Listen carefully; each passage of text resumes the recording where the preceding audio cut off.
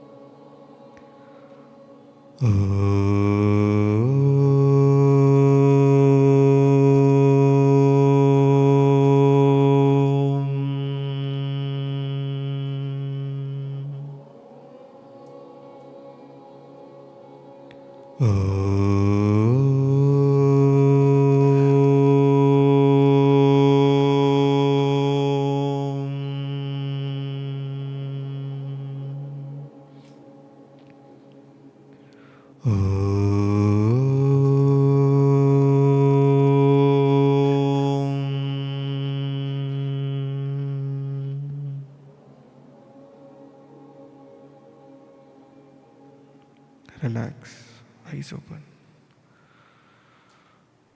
અનુકૂળતા અને પ્રતિકૂળતા. અનુકૂળતા પણ આપણી લાઈફનો એક પાર્ટ છે અને પ્રતિકૂળતા પણ આપણી લાઈફનો એક પાર્ટ છે. અનુકૂળતા આવે ત્યારે આપણી લાઈફ બહુ સહજ હોય છે, પણ પ્રતિકૂળતા આવે ત્યારે આપણી લાઈફ બહુ ડિફરન્ટ બની જતી હોય છે.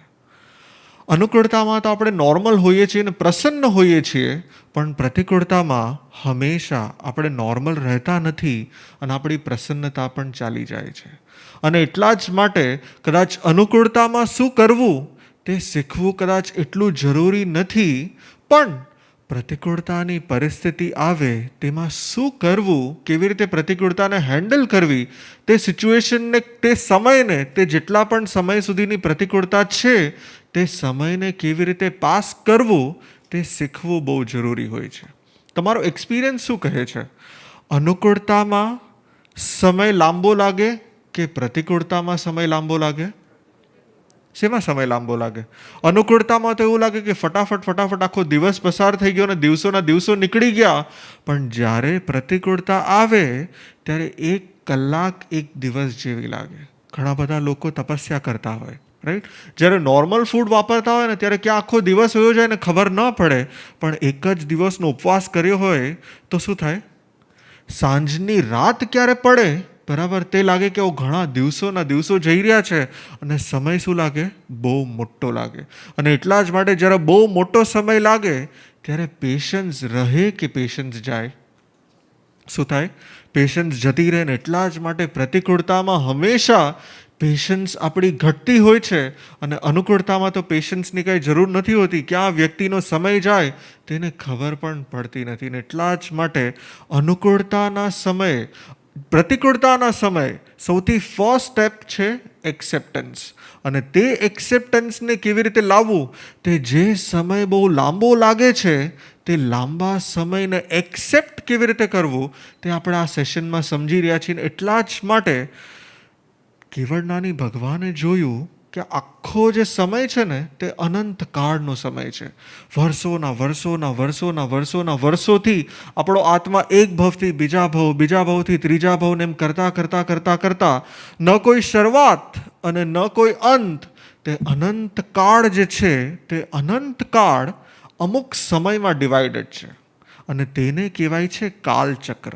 શું કહેવાય છે? કાલચક્ર. અને તે કાલચક્રનો સમય 20 કરોડ સાગરોપમ. કેટલો? 20 કરોડ સાગરોપમનો એક આખો કાલચક્ર. અને તે કાલચક્ર ફરી પાછા 2 પાર્ટમાં ડિવાઈડ થાય. ઉત્સર્પીણી કાળ અને અવસર્પીણી કાળ, એટલે કે ઘટતો કાળ અને વધતો કાળ. અને તે કાળચક્રના ઉત્સર્પીણી કાળ અને અવસર્પીણી કાળ ફરી પાછા 6 પાર્ટમાં ડિવાઈડ થાય છે અને જેને કહેવાય છે પહેલો આરો, બીજો આરો, ત્રીજો, ચોથો, પાંચમો અને છઠ્ઠો. આ તો નોર્મલ નામ છે જે તમે ઘણા બધાએ સાંભળ્યા હશે, પણ તમને ખબર છે પહેલા આરાને શું કહેવાય? પહેલા આરાનું નામ છે સુષમ સુષમ, એટલે કે એક એવો આરો કે જેમાં સુખ જ સુખ છે, કોઈ પણ જાતનું દુઃખ નથી. તે આરામાં, તે સમયમાં જેટલા પણ લોકો હોય, લોકો પણ ઓછા, વસ્તુઓ બહુ વધારે, અને જે વિચાર કરે તેવા કલ્પવૃક્ષ ઉપલબ્ધ હોય, અને તરત જ તેને જે વિચાર કરે તે તરત મળી જાય. તેની રિક્વાયરમેન્ટ પણ બહુ ઓછી હોય, અને તે રિક્વાયરમેન્ટની સામે સપ્લાય બહુ વધારે હોય. પણ અત્યારે શું છે? ડિમાન્ડ વધારે અને સપ્લાય શું છે? ઓછી છે. પણ તે સમયમાં ડિમાન્ડ ઓછી હતી અને સપ્લાય વધારે હતી. તે સમયના લોકોને, તમને કેટલા વારે ભૂખ લાગે? 3-4 કલાકમાં શું થઈ જાય? તરત ભૂખ લાગી જાય. પણ તે સમયના લોકોને 2-3 દિવસ પસાર થાય ત્યારે કદાચ ભોજન લેવાનું મન થાય, થોડું ભોજન લે, ફરી પાછા 2-3 દિવસ તેમને ભૂખ ન લાગે. તેમની હાઇટ પણ બહુ મોટી, અને કોઈ પણ જાતનો ડિઝીઝ, કોઈ પણ જાતનો રોગ નહીં. એમ કહેવાય કે તે સમયના લોકોની લાઈફમાં ખાલી એક નાનકડી પ્રતિકૂળતા આવે, અને જે સમયે તેમની ડેથ થવાની હોય, માત્ર બગાસું આવે, માત્ર છીંક આવે, માત્ર ઓડકાર આવે, બસ આટલી નાનકડી પ્રતિકૂળતા, અને ત્યાં જ તેમની ડેથ થઈ જાય અને તેમનો લાઈફ પૂરો થઈ જાય. આપણી લાઈફમાં છીંક, બગાસું, ઓડકાર કેટલી વાર આવતા હોય? કાઉન્ટ કરે? કાઉન્ટ પણ ન થઈ શકે. ક્યારે આવીને જતા રહે તે પણ ખબર ન પડે, અને તે કદાચ આપણને પ્રતિકૂળતા જેવું પણ ન લાગે કે ઠીક છે, હવે છીક આવી, બગાસું આવ્યું, ઇટ્સ ઓકે, બરાબર, કંઈક નોટિસ પણ ન થાય. પણ તે સમયના લોકોની લાઈફમાં ઇમેજિન તો કરો કે ખાલી આટલું નાનકડી તકલીફ, આટલી નાનકડું દુઃખ, અને બાકી કોઈ પણ જાતની તકલીફ નહીં. ને એટલા જ માટે તે સમયને કહેવાય છે સુખમ સુખમ, કે જે સમય જુગલ્યા હોય, ન ધર્મ કરવાની જરૂર પડે, કાંઈ જ તેમને કરવાની જરૂર નથી, અને તેમની લાઈફ એકદમ સેટ હોય. તેના પછીનો સમય જે છે બીજો આરો. પહેલો આરો 4 કરોડ સાગરોપમનો. તેના પછી આવે છે સુખમ, બીજો આરો, જેનું નામ છે સુખમ. પહેલા હતું સુખમ સુખમ, સો બહુ બધું સુખ.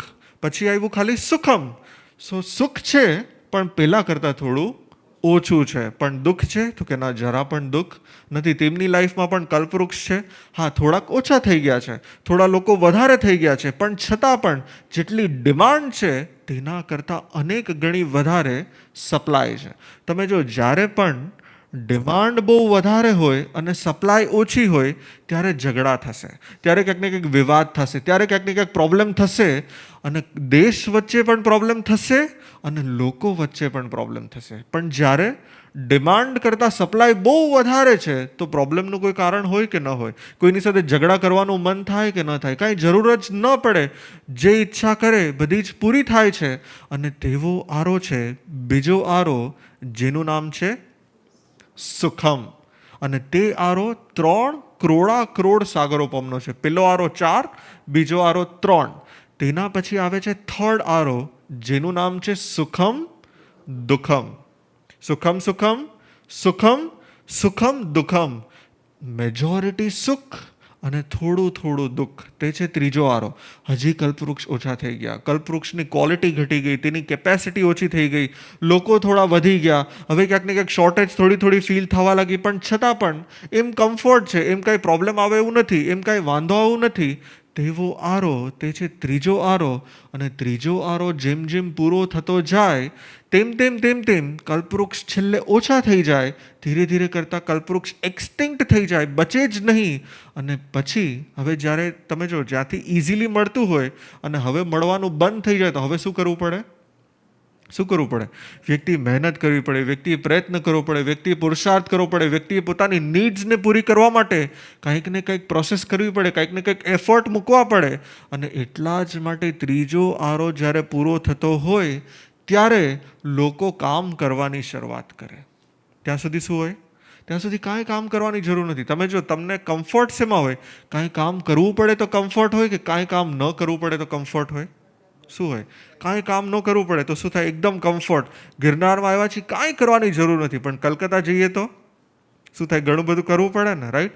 અને એટલા જ માટે જ્યારે કાંઈ કરવાનું ન હોય તો એકદમ કમ્ફર્ટ. પણ ત્રીજો આરો જેવો પૂરો થાય એટલે વ્યક્તિએ મહેનત કરવી પડે, વ્યક્તિએ પુરુષાર્થ કરવો પડે, વ્યક્તિએ પોતાના ફૂડ માટે, પોતાના લિવિંગ માટે, પોતાની ડે ટુ ડે નીડ્સ માટે કામ કરવાની શરૂઆત કરવી પડે. અને ધીરે ધીરે લોકો ક્યાંક ને ક્યાંક બિઝનેસ, ક્યાંક ને ક્યાંક ખેતી, એ બધી જ વસ્તુઓની શરૂઆત તે ત્રીજા આરાના અંતમાં થતી હોય છે. અને એટલા જ માટે ત્રીજા આરાનું નામ શું છે? સુખમ દુઃખમ. સુખ વધારે અને દુઃખ ઓછું. ત્રીજો આરો 2 કરોડ સાગરોપમનો ત્રીજો આરો. તેના પછી આવે છે ચોથો આરો, જેનું નામ છે, શું છે એનું નામ ખબર છે? દુઃખમ સુખમ. સુખમ સુખમ, સુખમ સુખમ દુઃખમ. અને હવે ચોથા આરાનું નામ છે દુઃખમ સુખમ, જેમાં દુઃખ બહુ વધારે અને સુખ ઓછું. તે છે ચોથો આરો. અને આ જ ચોથા આરામાં ધર્મ હોય. આ જ ચોથા આરામાં બધા જ તીર્થંકર ભગવંતો હોય. આ જ ચોથા આરામાં લોકો ક્યાંક ને ક્યાંક બહુ ધર્મ કરતા હોય, ધર્મ આરાધના કરતા હોય, જેમાં દુઃખ તો બહુ વધારે છે પણ છતાં પણ સુખ હજી ઘણું બધું છે. તેવો આરો છે ચોથો આરો. અને આ ચોથો આરો જે 1 કરોડ સાગરોપમનો સમય છે, તેમાંથી 42,000 યર્સ ઓછા કરી દો, તે છે ચોથા આરાનો સમય. અને તેના પછી આવે છે કયો આરો? કયો આરો? પાંચમો આરો. ભગવાન મહાવીર સ્વામીનું નિર્વાણ થાય અને તેના થોડા જ વર્ષ પછી પાંચમા આરાની શરૂઆત થાય. અને આપણે લોકો ક્યાં આરામાં છીએ? પાંચમા આરામાં છીએ. અને આ પાંચમા આરાનું નામ શું છે? શું નામ છે? દુઃખમ. સુખમ ક્યાંય છે? સુખમ ક્યાંય નથી. આ પાંચમા આરાનું નામ ભગવાને કીધું કે દુઃખમ. અને એટલા જ માટે આ પાંચમા આરામાં સુખ ગોતવા જેવું છે કે ગોતવા જેવું નથી? તમે જો મોટા ભાગના લોકો સુખ ગોતવા માટે પોતાના જીવનનો આખો સમય લગાડતા હોય, પણ સુખ શું આ આરામાં મળવાનું છે કે નથી મળવાનું?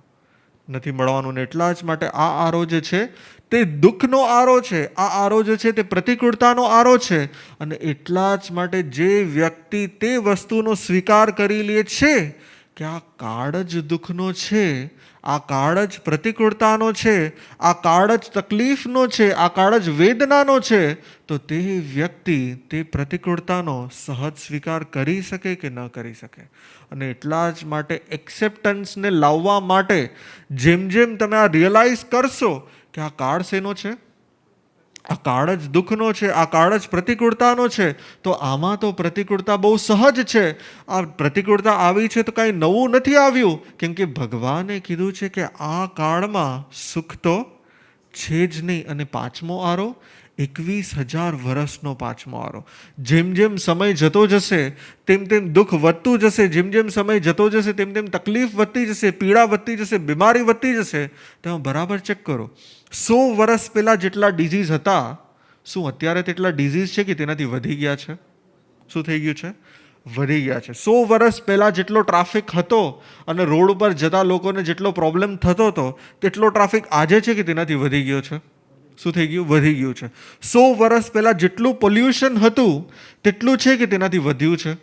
તમે જોશો તો હરેક સિચ્યુએશનમાં 100 વર્ષ પહેલાંના ઘઉંની ક્વોલિટી, 100 વર્ષ પહેલાંના અનાજની ક્વોલિટી જેવી હતી, શું આજે તેવી છે કે તેનાથી ઓછી થઈ ગઈ છે? શું થયું છે? ઓછી થઈ ગઈ છે.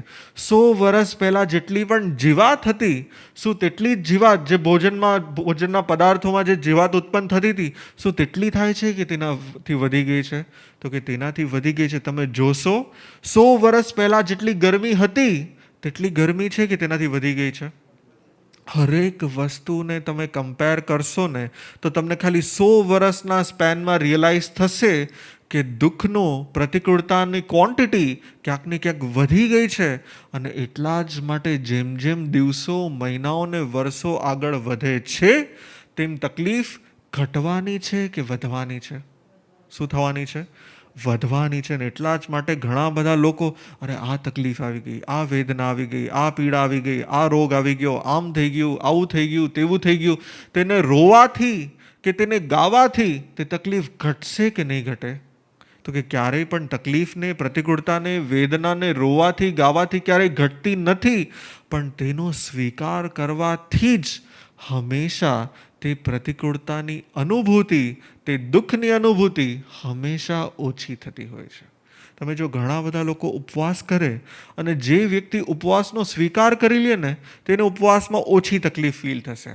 પણ જે વ્યક્તિ આજે ઉપવાસ કર્યો છે, થોડુંક પેટમાં દુખે છે, થોડીક ભૂખ લાગી છે, જેવું ક્યાંક ને ક્યાંક તે જ ઉપવાસને વધારેમાં વધારે વિચાર કરશે તો ક્યાંક ને ક્યાંક તેની તકલીફ, તેની વેદના, તેની પીડા તેને ઉલટી નહીં પણ થતી હોય ને છતાં પણ તેને વિચાર કરીને તે જ તકલીફને ગાઈને, તે જ તકલીફને રોઈને તે પોતાની તકલીફને વધારી દેશે. અને જે વ્યક્તિ તે તકલીફને ઇમ્પોર્ટન્સ નહીં આપે અને ઇગ્નોર કરશે તેની તકલીફ હંમેશા શું થતી હોય છે? ઓછી થતી હોય છે. ને એટલા જ માટે ભગવાને કીધું કે જે પ્રતિકૂળતાનો સ્વીકાર થઈ જાય, અને તે સ્વીકાર શેના આધાર પર? આ કાળ જ એવો છે કે જેમાં પ્રતિકૂળતા બહુ સહજ છે. કેમ કે આ કયો આરો છે? 5મો આરો છે. ને 5મા આરોનું નામ શું છે? 5મા આરાનું નામ દુઃખમ છે. અને એટલે જ સમકીતી હોય તે સમકીતીને ખબર હોય કે આ સમય કયો છે. સમકીતી સમયને જાણનારો હોય, સમયજ્ઞ હોય, અને એટલા જ માટે તે જાણતો હોય કે આ આરામાં તકલીફ, વેદના, પીડા તે બહુ જ સહજ છે. તેનાથી પણ આગળ વધીને ભગવાને કીધું કે 5મા આરામાં ભગવાને એક રેશિયો આપ્યો, સાતા અને અશાતા. સાતામાં રહેતા જીવો કેટલા અને અશાતામાં રહેતા જીવો કેટલા? તમને ખબર છે શું ભગવાને કીધું? એક સમયમાં, કોઈ પણ એક પર્ટિક્યુલર સમયમાં દર 16 જીવે, દર 16 જીવે 15 અશાતા હોય અને 1 શાતા હોય. આ 5મા આરામાં દર 16 જીવે 15 જીવોને અશાતા અને 1 જીવને શાતા. હવે શાતા વધારે હશે કે અશાતા વધારે હશે? અશાતા વધારે હશે.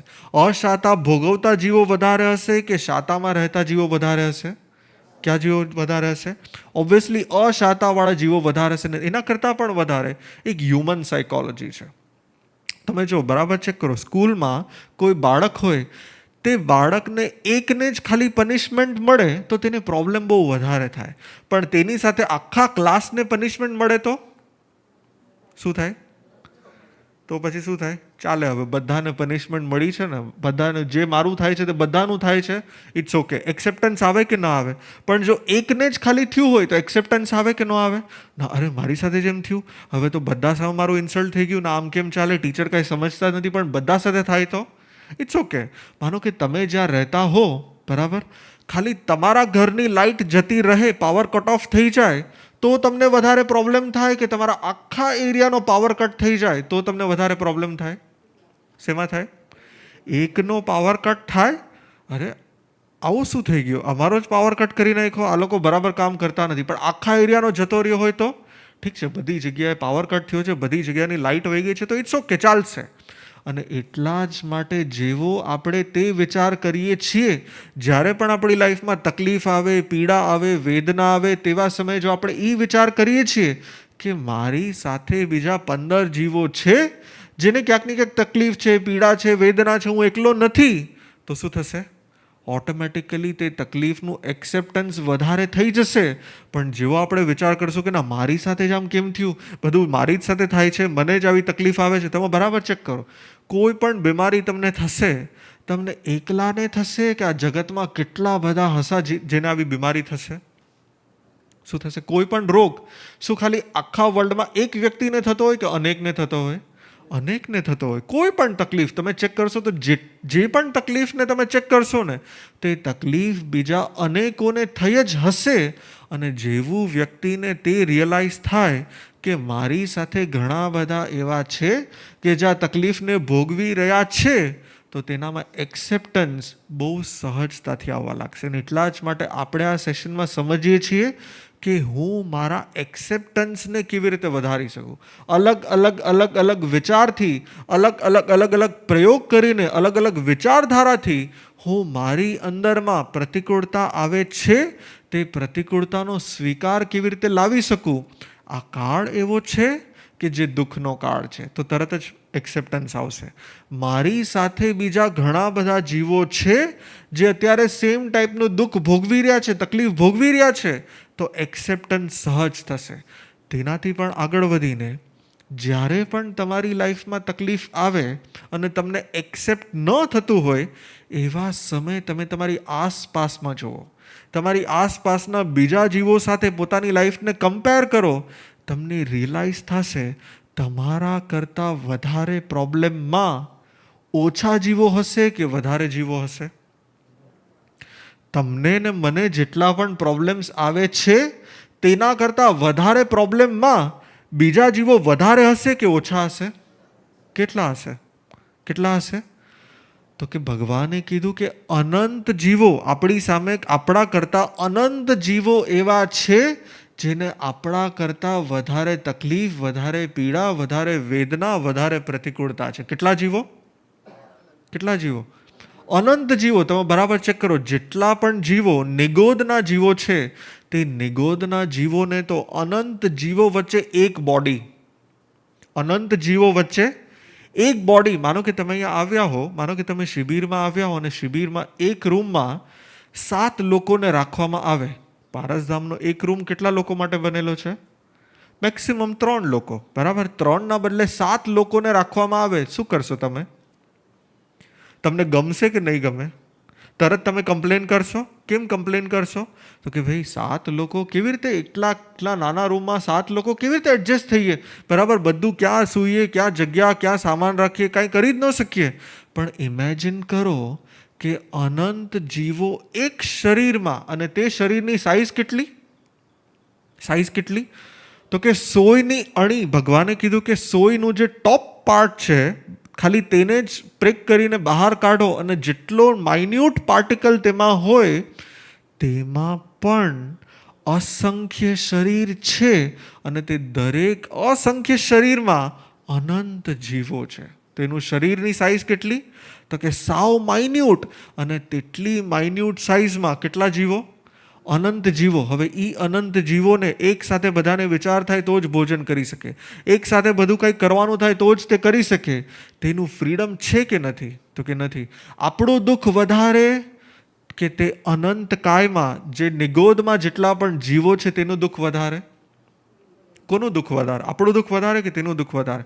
આપણે બરાબર ચેક કરશું. તમે જેટલા પણ લોકો ઝૂમમાં છો તે બધા જ પોતાની આસપાસમાં, તમે તમારા ઘરમાં હશો તો તે આસપાસમાં તમે નિહાળો, અનુકૂળતાના સાધનો કેટલા હશે? ઓછા હશે કે વધારે હશે? કેટલા હશે? ઓછા હશે કે વધારે હશે? અને જેટલા પણ તમારી આસપાસમાં સોનલ દીદી અનુકૂળતાના સાધનો છે, શું તે અનુકૂળતાના સાધનો તે નિગોદના અનંત જીવો પાસે હશે કે નહીં હોય? હશે કે નહીં હોય? તો કે ના, તેની પાસે તો નહીં હોય. તેનાથી પણ આગળ વધીને આપણે કમ્પેરિઝનને આગળ વધીએ. જેટલી પણ જીવાત હશે, તે જેટલી પણ જીવાત, 2 ઇન્દ્રિય, 3 ઇન્દ્રિય, 4 ઇન્દ્રિય, શું તેમની પાસે, આપણી પાસે આજે જેટલા પણ અનુકૂળતાના સાધનો છે, શું તેમની પાસે તે હશે કે નહીં હોય? શું તેમની પાસે કોઈ બેડ હશે? શું તેમની પાસે કોઈ ઘર હશે? શું તેમની પાસે કોઈ બેડશીટ હશે? શું તેમની પાસે પાણી પીવા માટેનો ગ્લાસ હશે?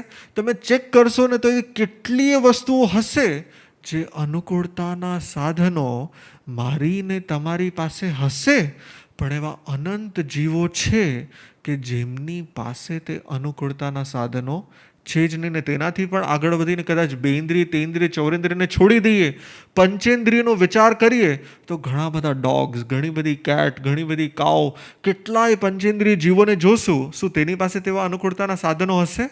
નહીં હોય. પણ આપણી પાસે 100 અનુકૂળતા હશે અને એક પ્રતિકૂળતા આવી હશે ને તો પણ આપણે શું થઈ જશું?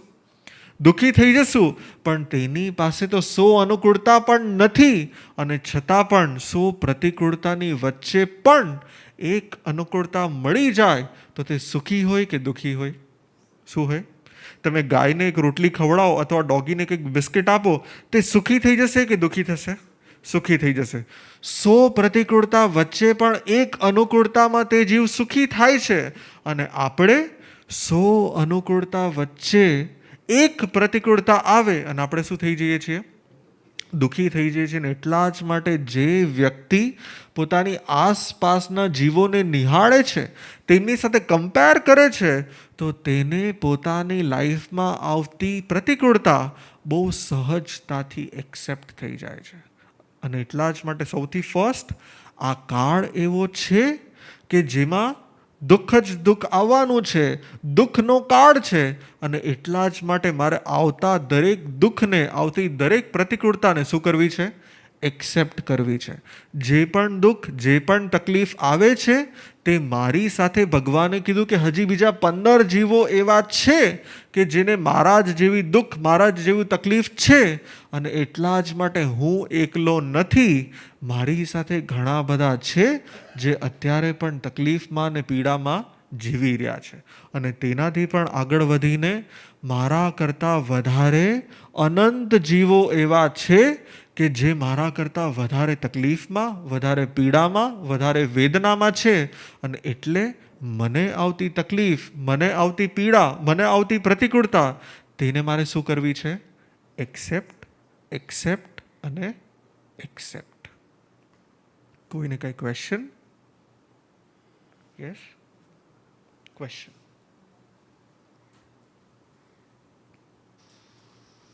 જી મઠેર વનાવી મહારાજ સાહેબ, તો એકચ્યુઅલી પહેલા આરામાં સુખમ સુખ હોય કે બીજા આરામાં સુખમ હોય, અને એ આરામાં યોગલિકનું જન્મ થતું હોય, તો એમાંથી એક યોગલિકને બાય ચાન્સ ખાંસી યા છીંક આવે તો બીજા યોગલિકનું પણ અંત આવી જાય છે, તો એને આપણે પ્રતિકૂળતા ન કહીએ?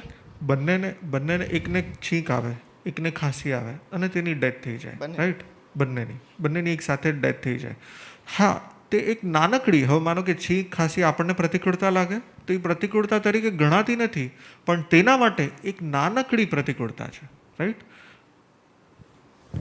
તમે સચ્ચો.